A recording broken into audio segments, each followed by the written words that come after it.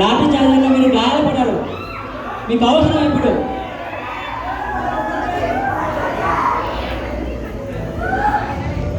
మీకు ఏమైతే మేము ఏం పోవాలి, అమ్మ ఏం పోవాలి, అక్క ఏం పోవాలి, మా ఫ్యామిలీ ఏం పోవాలి.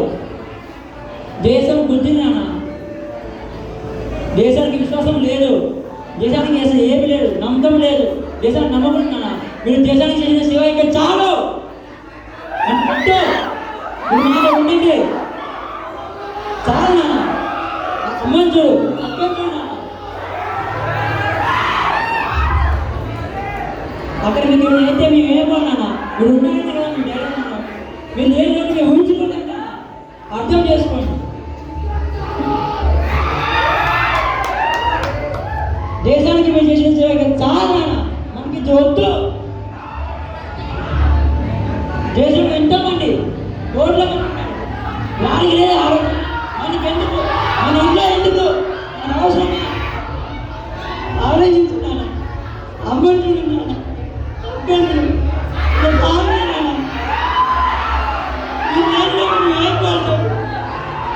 ఆలోచిస్తున్నాను.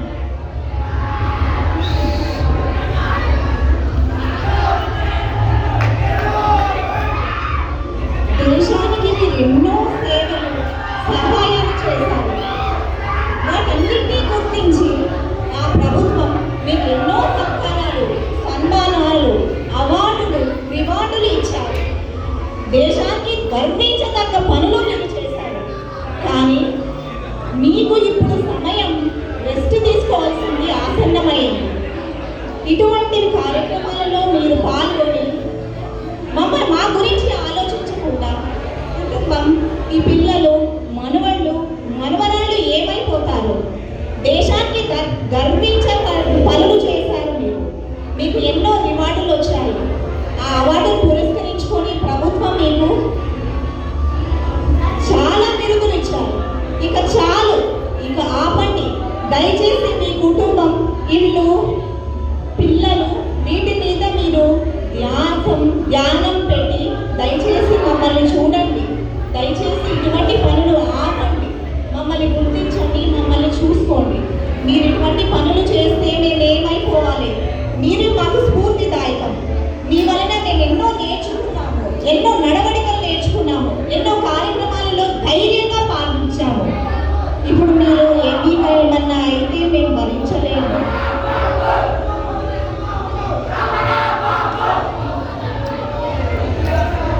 మీకేమైనా అయితే మేమంతా ఏమైపోవాలి?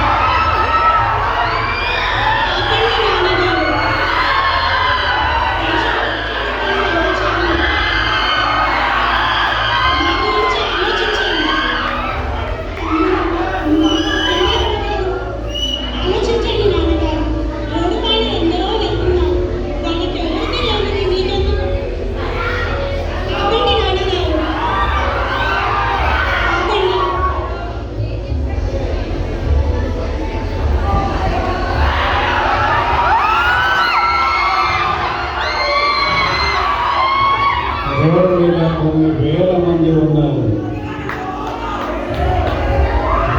వారికి లేని దేశ సేవ నీకెందుకు అంటున్నావా? రిటైర్మెంట్ అయి హాయిగా రెస్ట్ తీసుకోవాలా? కుటుంబం కోసము దేశభక్తిని చెప్పుకోవాలా?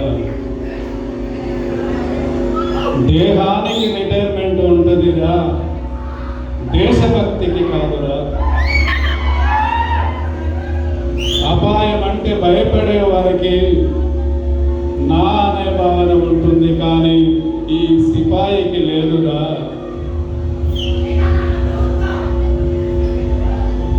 ఎందరో ప్రాణాలు అర్పించారురా నీ కోసం, నా కోసం, ఈ దేశం కోసం.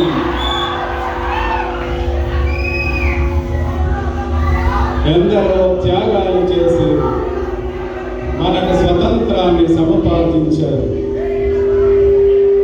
ఎండకు ఎండతో, వానకు తడుస్తూ రోజంతా కష్టపడి చెమటోడ్చి బ్రిటిష్ సామ్రాజ్యంపై ప్రకటించి యుద్ధం ప్రకటించి స్వతంత్రం కోసం వాళ్ళ ప్రాణాలు త్యాగం చేసి మనకు స్వతంత్రాన్ని సముపార్జించారు.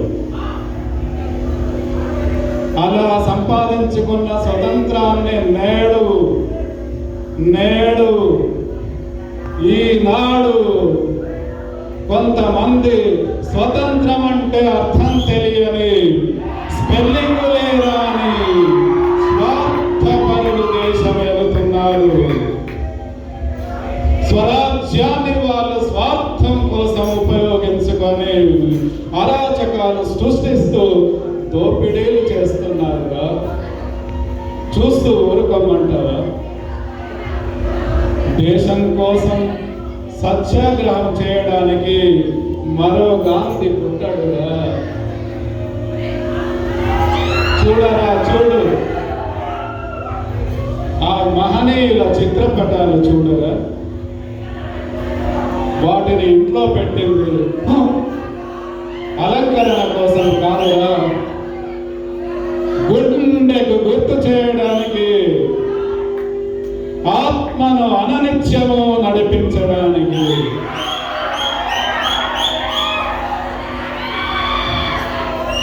డెబ్బై 5 సంవత్సరాల క్రితం ఈ పసిపిల్లలకు తెలియదుగా మనం బ్రిటిష్ వాళ్ళ యొక్క బంధాలలో ఉన్నామని. గురజాల అంటే బెజవాడ పక్కనని, మహాత్మా గాంధీ అంటే తాతని మాత్రమే వీళ్ళకు తెలుసు. ఈ పసివాళ్ళు పెరిగి పెద్దవాళ్ళైన తర్వాత వాళ్ళు దేశ పౌరులుగా దేశభక్తి రగల్చాలి. అలా రగల్చాలంటే ఆ మహనీయుల కథలు ప్రతిరోజు సుప్రభాతంలా వినిపించాలి.